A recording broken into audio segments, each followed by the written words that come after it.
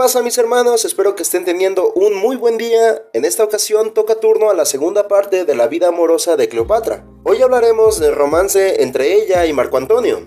Por cierto, de preámbulo, este es el video continuación del video anterior sobre el romance entre Cleopatra y Julio César. Un poco de historia. Una vez muere César, Marco Antonio es nombrado como parte del nuevo triunviro. Durante esa época se da caza a los ejecutores de César, y en medio de un enfrentamiento entre Casio y Marco Antonio, en el que éste creía que Cleopatra había ayudado a Casio, por fin se conocen Cleopatra y Marco Antonio. Ella procurando convencer a Antonio de no estar en su contra, y él de entablar una relación con la reina. Cleopatra invita a Marco Antonio a acudir a Alejandría, y este acude con gusto en el año 41 a.C. Al llegar, fue bien recibido por el pueblo, además de disfrutar de lujos variados.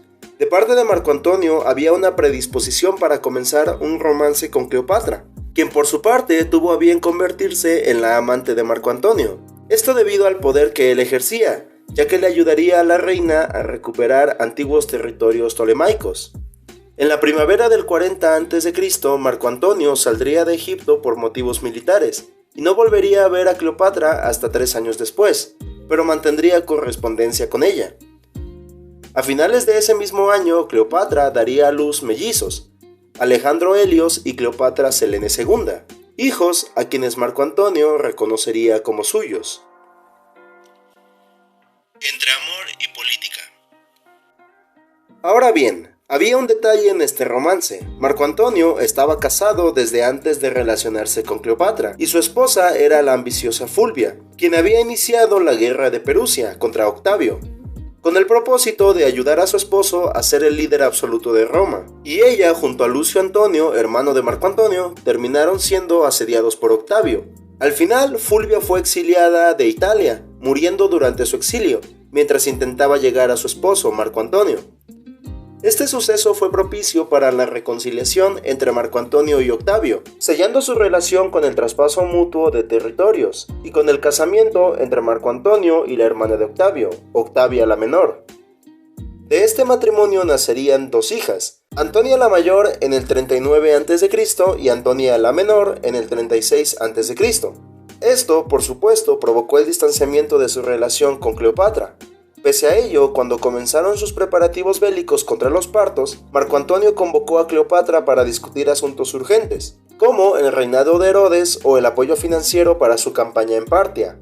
Es allí donde Antonio conocería a los mellizos que tuvo con Cleopatra. Como parte de la relación entre estos dos, el imperio tolemaico recobraría territorios que en ese momento eran pertenecientes a la República Romana. Esto fue utilizado por Octavio para desprestigiar públicamente a Marco Antonio, ya que enriquecía a una reina extranjera a costa de Roma. Dentro de su discurso incluyó el hecho de que Marco Antonio descuidaba a su esposa Octavia para pasar el rato con Cleopatra. En el 36 a.C., Cleopatra ya se encontraba esperando un nuevo hijo varón de Marco Antonio. Mientras tanto, Marco Antonio había fracasado en su lucha contra los partos, y en lugar de regresar a Roma, lo cual consideró un peligro, decidió dirigirse directamente a Alejandría para conocer a su hijo recién nacido.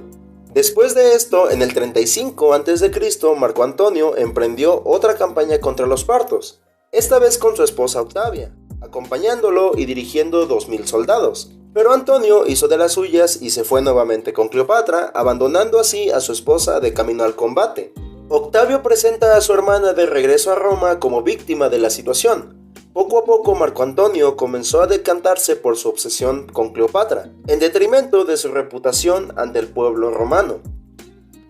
En una ceremonia posterior a la victoria de Marco Antonio contra el rey de Armenia, Cleopatra, vestida de Isis, proclamó que era reina de reyes, y su hijo Cesarión, rey de reyes. Posteriormente, durante esta ceremonia, presumiblemente Antonio se casó con Cleopatra, pero no se sabe con certeza.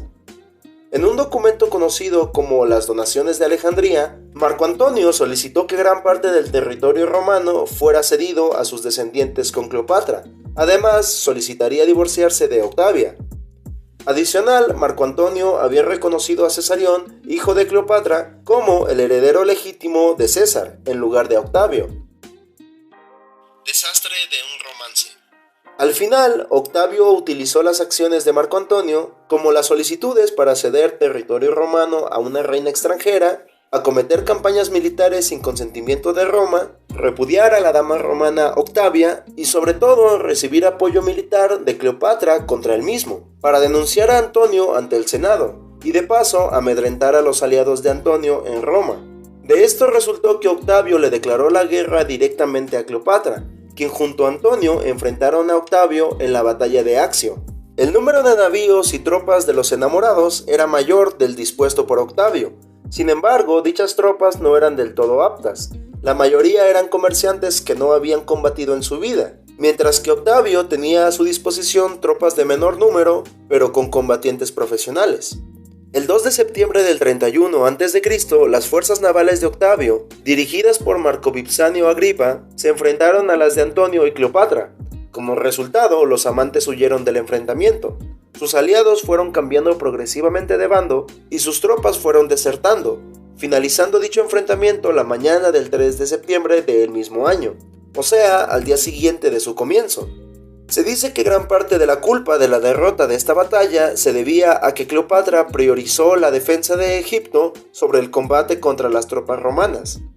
Después de varios intentos por parte de Octavio por negociar con Cleopatra, uno de los cuales fue solicitar a Cleopatra que matara a Antonio, Octavio finalmente decidió invadir Egipto.